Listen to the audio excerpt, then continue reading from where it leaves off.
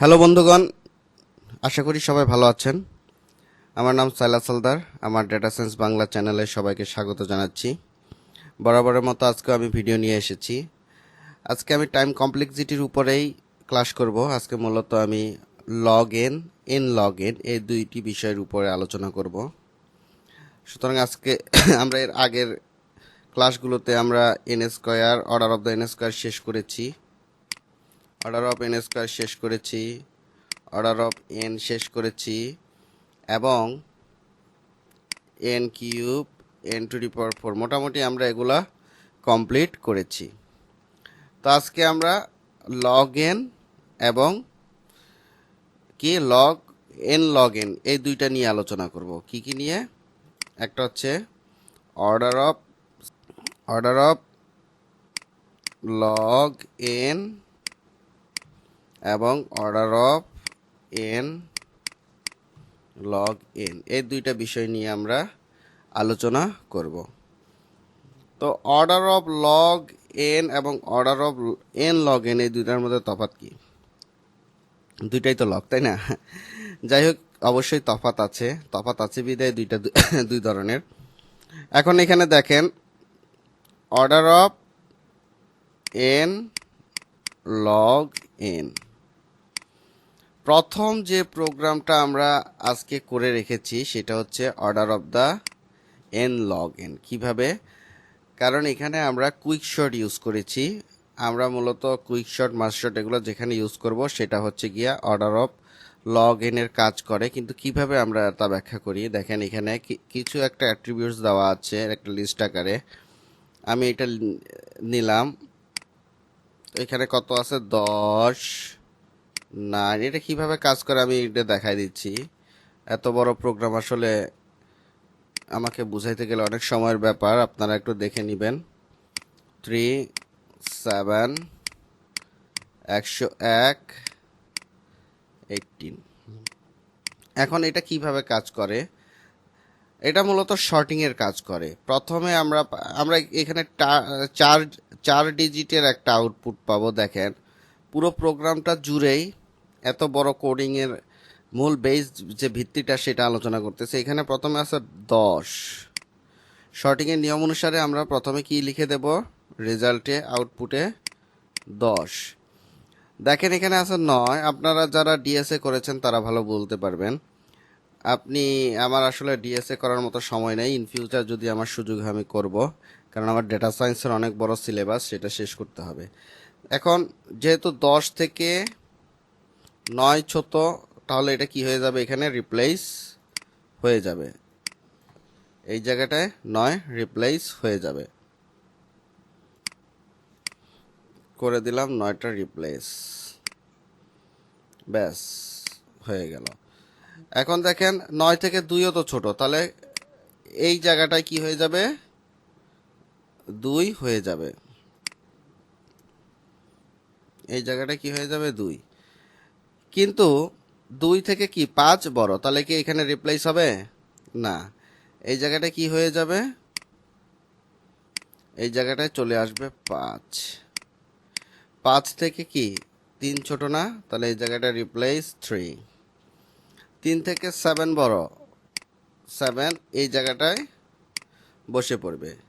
7 থেকে 101 বড়, 101 এই জায়গাটায় বসে পড়বে। 101 থেকে কি 18 ছোট, তাহলে 18 এখানে কি হয়ে যাবে?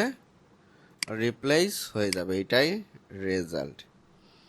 যখন এই ধরনের শর্টিং এর কাজ করা হবে, আপনাকে প্রোগ্রাম দেখে বুঝতে হবে এখানে কি হচ্ছে।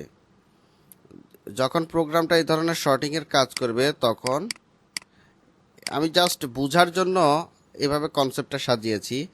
এ ধরনের শর্টিং এর কাজ যখন করবে তখন এটাকে আমরা ব্যাখ্যা করব কি, এটা কোন পজিশনে আছে? Log N of log N order. ঠিক আছে, অর্থাৎ এটা হচ্ছে এই order of N log N. আশা করি কনসেপ্টটা আপনাদের মোটামুটি ক্লিয়ার হয়ে গেছে। এখন যদি আপনি এই ধরনের যে শর্টিং এর কোনো ক্যালকুলেশন যদি থাকে, এটার টাইম কমপ্লেক্সিটি বের করা এখন আপনার কাছে আশা করি পানিভাত হয়ে গেছে।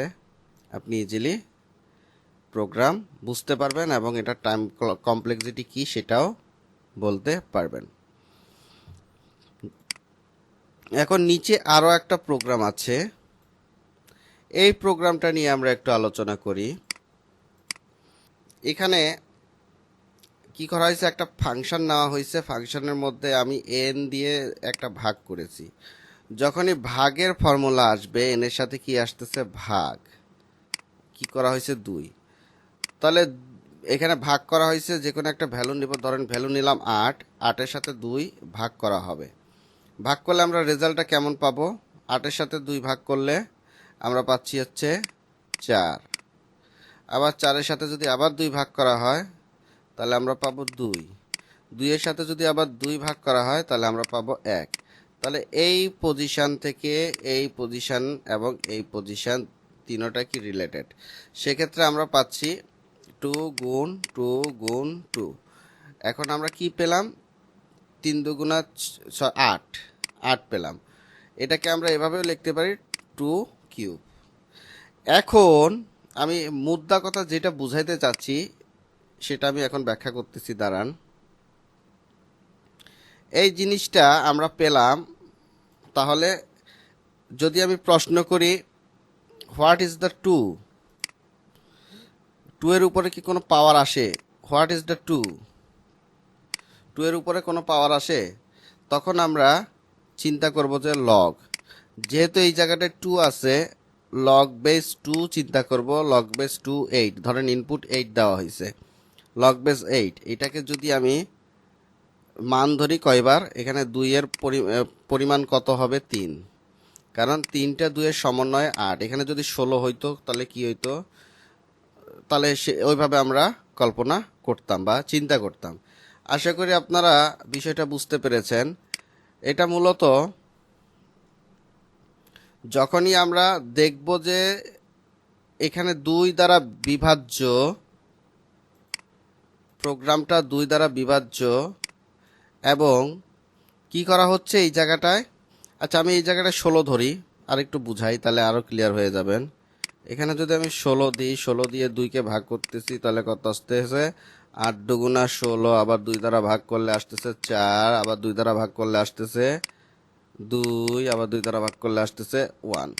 তাহলে দেখেন এখানে কি কি আসতেছে, 2 কয়বার আসতেছে, 1 2 3 4, 2 গুণ 2 গুণ 2 গুণ 2, তাহলে 2 এর উপরে কয়টা, 4, 2 two the power 4।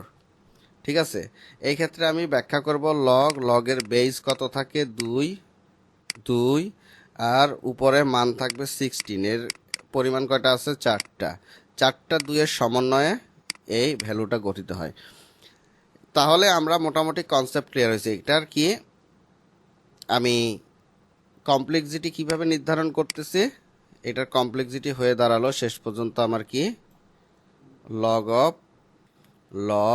Of N, এটা লগ অফ এন কমপ্লেক্সিটি। যখনই আমরা 2 দ্বারা বিভাজ্য দেখব তখন আমরা এটাকে লগ অফ এন কমপ্লেক্সিটি হিসেবে আখ্যায়িত করব। আশা করি আপনারা মোটামুটি টাইম কমপ্লেক্সিটি সম্পর্কে বুঝতে পেরেছেন এবং ইন ফিউচার আপনারা ফাংশন দেখা মাত্রই আপনারা বুঝতে পারবেন কোনটা কোন কমপ্লেক্সিটিতে পড়ে এবং এভাবেই নির্ধারণ করতে পারবেন। আমি টাইম কমপ্লেক্সিটির উপরে আরও একটা ভিডিও করব সর্বশেষ উপসংহার হিসাবে। আশা করি আপনারা এরপরে আর টাইম কমপ্লেক্সিটি নিয়ে কোনো দ্বিধায় থাকবেন না।